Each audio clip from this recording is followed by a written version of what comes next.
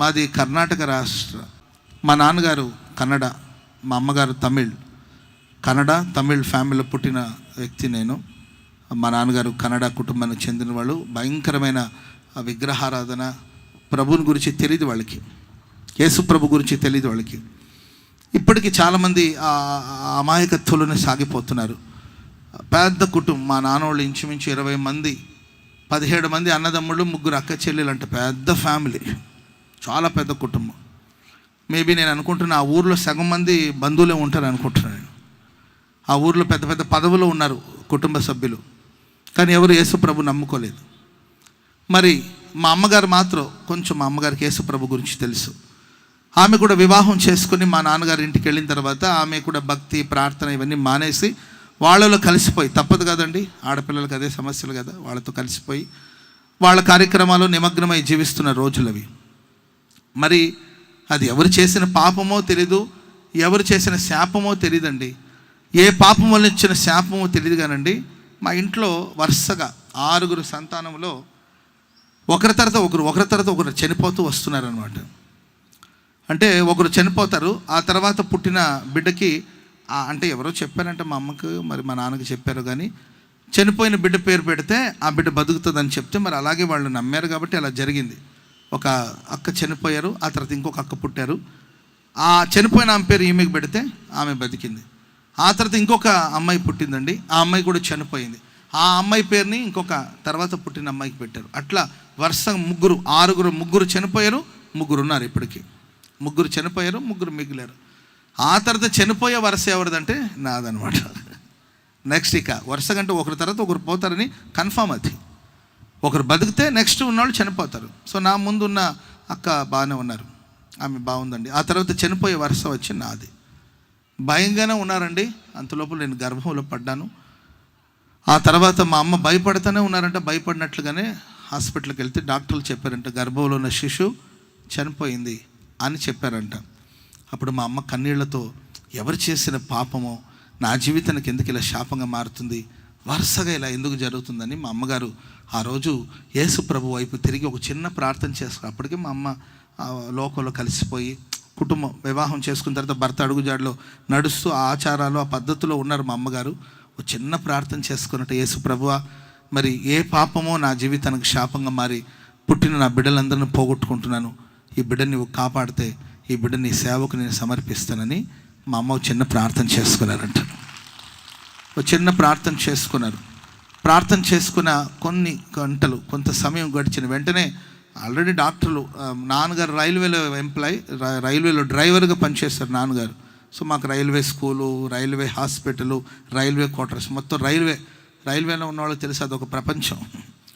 So కాబట్టి railway హాస్పిటల్లో ఉన్న డాక్టర్లు, ఫ్యామిలీ డాక్టర్స్ ఉంటారు, వాళ్ళు వచ్చి చూసి, అమ్మ బిడ్డ చనిపోయాడు, మరి వెంటనే మరి ఆపరేషన్ చేసి బిడ్డను బయటకు తీస్తే మంచిది, లేకపోతే తల్లి ప్రాణాన్ని కూడా ప్రమాదం అని చెప్పారంట.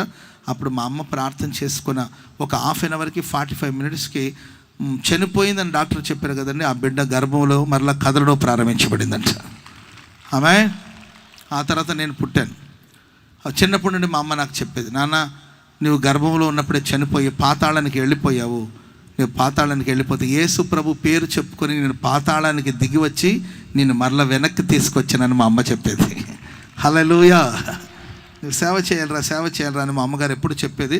అంటే తెలీదు ఆవిడ కూడా, అంటే పెద్ద అంత దైవభక్తి ఏం కాదు, యేసు ప్రభుని గురించిన మిడిమిడి జ్ఞానం.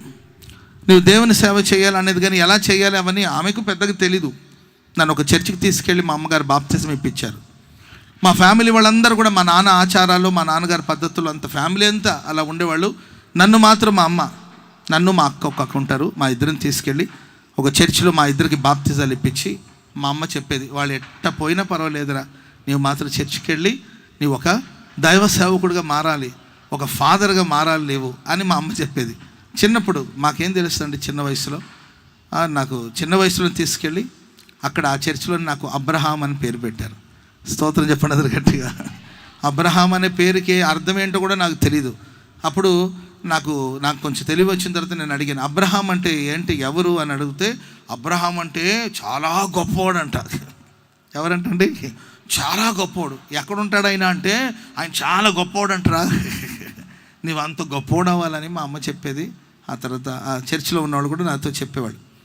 సరే ప్రియులారా, నేను ఎదిగే కొద్దిగా మరి ఎందుకో తెలీదు నాకు కొంచెం జ్ఞానం వచ్చే ఆ సమయానికి ఏదో చీకటి సంబంధమైన కార్యక్రమాలు, లోకపు ఆత్మ, చీకటి క్రియలు నన్ను వెంటాడుతూ ఉండేది.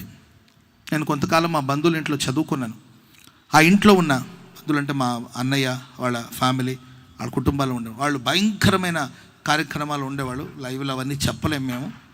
భయంకరమైన కార్యక్రమాలు ఉండేవాళ్ళు. వాళ్ళ ఒంట్లోకి ఏదో స్పిరిట్ వచ్చేదనమాట. ఆ ఒంట్లో స్పిరిట్ వచ్చేది. ఆ ఇంట్లో మా మా మా వదిన వాళ్ళ బ్రదర్ ఉండేవాడు. ఆయన ఒంటి మీదకి ఏదో స్పిరిట్ లాగా వచ్చేదండి. ఆయన ఊగిపోయి పరిగెత్తుకుంటూ వెళ్ళి చెట్టెక్కేసేవాడు. ఏదో వింత వింత పనులనే చేస్తుండేవాళ్ళు. నేను వాళ్ళ ఇంట్లో కొంతకాలం ఉన్నాను. అనుకోకుండా ప్రియులరా, వాళ్ళ ఆచారాల వైపు, వాళ్ళ పద్ధతుల వైపు మగ్గు చూపిస్తూ నేను అటువైపు నా అడుగులు వేస్తున్నప్పుడు మా అమ్మ నాకు ఎప్పుడు చెప్పేది, నాన్న నీవు పుట్టినప్పుడే నీవు గర్భంలో ఉన్నప్పుడు కానీ చనిపోయావు. నేను ప్రభువుకు మాట ఇచ్చాను, నువ్వు చాలా జాగ్రత్తగా ఉండి. మన అమ్మగారు చెప్పేవాళ్ళండి.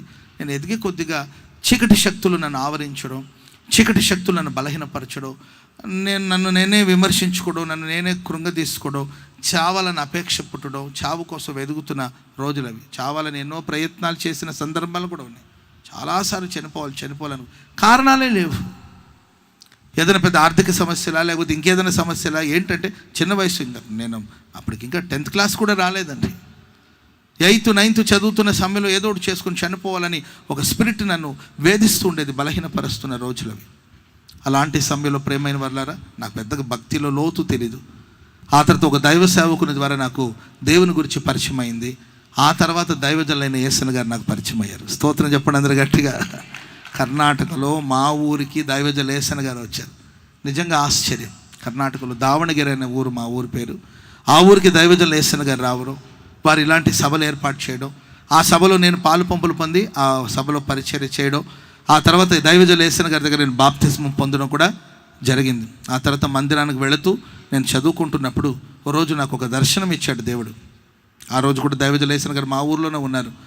ఆ దర్శనంలో దైవజనులు యేసన్న గారు వెళుతూ ఉన్నట్లు, యేసన్న గారిని నేను వెంబడిస్తూ ఉన్నట్లు ఒక కలగన్నాను. నేను ఒక దర్శనం చూశాను, ప్రార్థనలో, కల కాదు, దర్శనం అది. ఆ తర్వాత ఎప్పుడైతే ఆ దర్శనం చూసినప్పుడు నేను ఇంటర్మీడియట్ చదువుతున్నాను. నాకు ఒక 17-18 years అప్పుడు ఒక దర్శనం చూశాను నేను.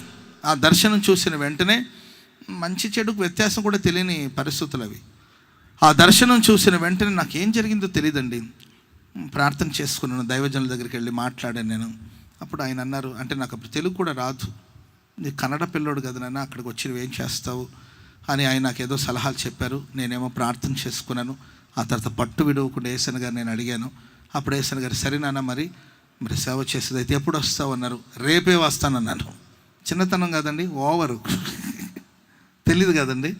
సేవ అంటే తెలీదు, పరిచయం అంటే తెలీదు, బైబిల్ గురించి జ్ఞానం లేదు, ప్రార్థనల గురించి లోతైన అనుభవం లేదు. ఏదో యేసుప్రభు నమ్ముకున్నాను. ఎక్కడ ఆంధ్రప్రదేశ్, ఎక్కడ కర్ణాటక, భాష కూడా రాదు. భాష రాని దేశంలో నేనేం చేస్తాను ఏమీ ఆలోచించలేదు. ప్రభు నాకు ఒక దర్శనం చూపించాడు. ఆ దర్శనానికి విధేయతను చూపించి నేను బయలుదేరానండి. కుటుంబంలో చాలా ఆటంకాలు వచ్చినాయి, ఎన్నో నచ్చ చెప్పారు. మా అమ్మ చెప్పింది, ఏరా నువ్వు సేవ చేయమన్నాను కానీ దేశాన్ని వదిలేసి, రాష్ట్రాలు వదిలేసి వెళ్ళిపోతావని అనుకోలేదురా బాబు. నీకు అంత సేవ చేయాలని ఆశగా ఉంటే చెప్పు, మన ఊర్లోనే ఒక చిన్న గుడి కడదాం, మన ఊర్లోనే ఒక చర్చ్ కడదాం, మన బంధువులందరూ కలిసి 70 మంది అవుతారు. ఎంతమంది అవుతారు? 70 మంది అవుతారు. ఆ కళ్ళు ముందు ఉంటావు కదా, ఎక్కడికో వెళ్ళిపోతానంట. లేదు, దేవుడు నాకు దర్శనం ఇచ్చాడు. నాకు అప్పుడు సరిగ్గా 18 సంవత్సరాల వయసు. ఆ వయసులో ప్రియులారా, దేవుని వాక్యాన్ని చేతపట్టుకుని, బైబిల్ని చేతపట్టుకుని నేను కర్ణాటక రాష్ట్రాన్ని, నా తల్లిదండ్రుల్ని, నా కుటుంబ సభ్యుల్ని, రక్త సంబంధికుల్ని, మా ఊరిని విడిచిపెట్టి ఒంటరిగా బయలుదేరాను. యేసన్న గారు చెప్పారు రమ్మని, బయలుదేరి వచ్చానండి. వస్తున్నప్పుడు మా ప్రాంతపు సరిహద్దులు దాటుతున్నప్పుడు నాకు పెద్దగా ఏడుపు వచ్చింది. అరే వెళ్ళిపోతున్నాను ఏంటి ఒంటరిగా, ఏం జరుగుతుంది నా లైఫ్లో? నిజంగా దేవుడు పిలిస్తేనే వెళుతున్నానా, లేకపోతే నా సొంత ఆత్మలో తీవ్రత గలవాడై నేను బయలుదేరుతున్నానా? నా భవిష్యత్తు ఏంటి, ఫ్యూచర్ ఏంటి, ఎడ్యుకేషన్ ఏంటి, చదువు ఏంటి, అన్నిట్లో వదిలేసి వెళ్ళిపోతున్నాను. మళ్ళీ తిరిగి వస్తానా, తిరిగి రానా, ఏం జరుగుతుందో కూడా తెలియదు. ఒక 18 సంవత్సరాల వయసున్న ఒక యవనస్తుని జీవితాల్లో ఎన్ని ఆలోచనలు మనసులో వచ్చి ఉండదో ఆలోచించాలి ప్రియులారా. అలా ఒంటరిగా నేను బయలుదేరి వచ్చానండి. ఇక్కడికి వస్తే భాష రాదు, ఇక్కడ పరిస్థితులు అర్థం కాదు, ఎన్నో పోరాటాలు ఎదుర్కోవాల్సిన పరిస్థితి వచ్చింది. కానీ నా ఆత్మీయ తండ్రి అయిన దైవజుల యేసన్న గారు, ఆ రోజులో ఉన్న దైవ సేవకురాలు మేరక్క గారు ప్రేమ అభిమానం చూపించారు, అనేక విషయాలు నేర్పించారు, నన్ను ధైర్యపరిచారు. నేను అధైర్యపడిన ప్రతిసారి నన్ను ధైర్యపరుస్తూ వచ్చారు, నాకు ప్రోత్సాహాన్ని అందిస్తూ వచ్చారు. ఎక్కడ వాడో కదా ఈ అబ్బాయి, ఎక్కడ వాడో కదా ఇతని మీద అంత అభిమానం చూపాల్సిన అవసరం ఉందని అనుకోకుండా దేవుని ప్రేమను బట్టి అపరిమితమైన ప్రేమను చూపించారు, ఆదరిస్తూ వచ్చారు, ధైర్యపరుస్తూ వచ్చారు. అప్పట్లో ఫోన్లు అవన్నీ కూడా లేవు కదండి. కుటుంబాన్ని వదిలేసి వచ్చేసాను. తర్వాత నా కుటుంబానికి వెళ్ళడం, ఇంటికి వెళ్ళడం కూడా లేదండి. పరిశుద్ధుల పాదాల దగ్గర ఉండి సేవ నేర్చుకోవడం ప్రారంభించాను. అలా ఆరంభించబడిన నా జీవితం ఒంటరిగా ఏంటంటే భీకర ధ్వని కలిగిన పాడైన ఎడారిలో యాకోబు ఏ విధంగా ప్రయాణం చేసుకుంటూ వచ్చాడో ఆ విధంగా ఎన్నో సమస్యలు, ఎత్తుపళ్ళాలు, పోరాటాలు అవన్నీ దాటుకుంటూ వచ్చాను. ప్రియులారా, దాదాపుకి ఇప్పటికి 24 సంవత్సరాలు ఆ రోజు ఒంటరిగా బయలుదేరి వచ్చిన నా జీవితాన్ని ఈరోజు మహిమకరంగా ప్రభు మార్చుచున్నాడు. మహిమకరంగా దేవుడు మార్చి ఉన్నాడు. హోసన్నా మినిస్ట్రీస్కి దేవుడు ఆశీర్వాదకరంగా మార్చి ఒక విలువైన పాత్రగా ప్రభు నన్ను వాడుకుంటున్నాడు. ప్రపంచాలు అనేక దేశాలకు దేవుడు తీసుకెళ్ళాడు. అనేక దేశాలకు వెళ్ళి నేను దేవుని సాక్ష్యాన్ని పంచుకుంటూ వచ్చాను. వేవేల సంఘానికి దేవుడు ఆశీర్వాదకరంగా ప్రభు మార్చాడు. లక్షలాది మంది ప్రజలకు దేవుని వాక్యాన్ని ప్రకటించే స్థితిని దేవుడు దయచేశాడు. ఉదయం రాత్రి ప్రతి ఉదయం ఎక్కడో ఒక చోట దేవుని మాటలు ప్రకటించడానికి దేవుడు ఆయన చేతిలో ఒక పనిముట్టుగా ప్రభు నన్ను వాడుకొని నన్ను బహుగా ఆశీర్వదించాడు. ఆమెను చెప్పండి అందరూ గట్టిగా. నన్ను చూసిన ప్రతి కళ్ళు ఆశ్చర్యపడేటట్లుగా, నా గురించి విన్న వాళ్ళందరూ కూడా విస్మయం చెందేటట్లుగా నా జీవితాన్ని దేవుడు ఎంతగానో ఆశీర్వదించారు. దేవుని ప్రియులారా, ఎవరు విడిచినా ఎవరు మరచినా మనం ఆరాధిస్తున్న దేవుడు మనల్ని విడవని దేవుడు, మరువని దేవుడు. ఆమెను చెప్పండి అందరూ గట్టిగా. నేను ఒకటే చెప్తానండి, యేసు ప్రభుని నమ్ముకొనని ఒక కుటుంబం నా కుటుంబం. మా నాన్నగారేం నీతిమంతుడు కాదు, మా నాన్నగారేం పెద్ద భక్తుడేం కాదు. యేసు ప్రభు గురించి అస్సలు తెలియని కుటుంబం, భయంకరమైన శాపగ్రస్తువులో ఉన్న కుటుంబం నా కుటుంబం. ఇంకా చెప్పాలంటే మా నాన్నగారికి త్రాగుడు వ్యసనాలు కూడా ఉండేది. ఒక త్రాగుబోతు కొడుకు నేను. ఒక శాపగ్రస్తమైన కుటుంబంలో పుట్టిన వాడు నేను. అలాంటి కుటుంబంలో పుట్టిన నా మీదే దేవుడు ఇంత కరుణ చూపించి నన్ను కటాక్షించి పేరు పెట్టి పిలిచి గర్భంలోనే చనిపోయిన నాకు ప్రాణాన్ని పోసి గర్భంలోనే చీకట్లోనే కలిసిపోవలసిన నా జీవితాన్ని ఈ బాహ్య ప్రపంచంలో వెలుగును చూసేటట్లు సహాయం చేసిన దేవుడు.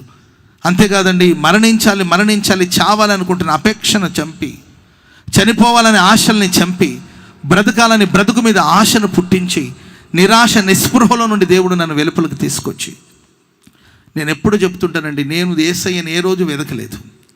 యేసు ప్రభుని వెతకాలి అని వాక్యం చెప్తుంది, కానీ నేను ఏ రోజు దేవుని వెతకాలి, దేవుని మందిరానికి వెళ్ళాలని ఏ రోజు ఆసక్తిని కనపరచలేదు. నేను యేసుని వెతకకపోయినా నా యేసయ్య నన్ను వెతుక్కుంటూ వచ్చాడు. నశించిపోతున్న నన్ను వెతుక్కుంటూ ప్రభు వచ్చారు. తన రక్షణ సంతోషాన్ని దేవుడు నాకు ఇచ్చారు. తన ఆత్మ ప్రత్యక్షతను దేవుడు నాకు దయచేశారు. నిరాకరించబడి, తృణీకరించబడి, ధిక్కరించబడిన స్థితిలో ఉన్న నన్ను ఒక విలువైన పాత్రగా ప్రభు నన్ను మార్చుకొని ఈరోజు ఆశీర్వాదకరంగా నడిపిస్తున్నారు. నేను చెప్పే మాట ఏంటంటే, ఒక అన్యుని కుటుంబంలో, ఒక లోకంలో పాపంలో శాపంలో ఉన్న కుటుంబంలో పుట్టిన నన్నే ఎంతగా ఆశీర్వదిస్తే, ఈ రాత్రి ఈ మైదానంలో వాతావరణం ప్రతికూలంగా ఉన్నా కూడా పట్టించుకోకుండా మీరందరూ ఇక్కడ కూర్చొని ఉన్నారండి. ప్రియులారా, మిమ్మల్ని మీ కుటుంబాన్ని దేవుడు కనికరించకుండా ఉంటాడా? నిన్ను నీ కుటుంబాన్ని దేవుడు విడిచిపెడతాడా? దేవుడు నిన్ను మరిచిపోతాడా? ఆయన ఎన్నడూ తన ప్రజల్ని విడనాడడు, ఎడబాయడు.